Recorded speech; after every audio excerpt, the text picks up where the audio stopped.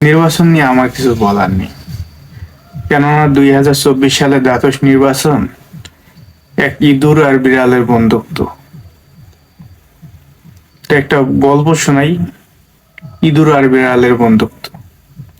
এক রাজার বাড়িতে একটা বিড়াল ছিল। তা রাজার বাড়িতে একদিন ঘির বয়াম নিয়ে আসা হলো। ঘির বয়ামটা আলমারিতে রাখা হলো। বিড়াল দেখার পরে বিড়াল বাইর করার জন্য অনেক চেষ্টা করলো, বাইর করতে পারলো না।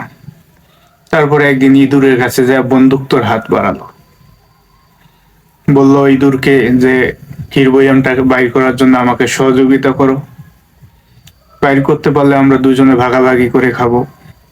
তারপরে ইঁদুর আর বিড়াল ক্ষীর বয়াম বাইর করে আনতে সক্ষম হলো।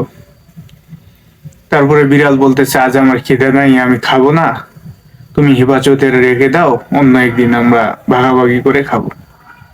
তারপরে একদিন ইঁদুর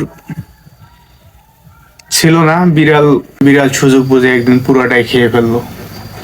ইঁদুর যখন বুঝতে পারলো, তখন বিড়ালকে এসে জিজ্ঞাসা করলো যে তুমি ওটা সম্পূর্ণটা খেয়ে ফেলছো, তুমি স্বীকার করো। তখন বিড়াল কি করলো, ইঁদুরকে সানডে মানডে ক্লোজ করে দিল।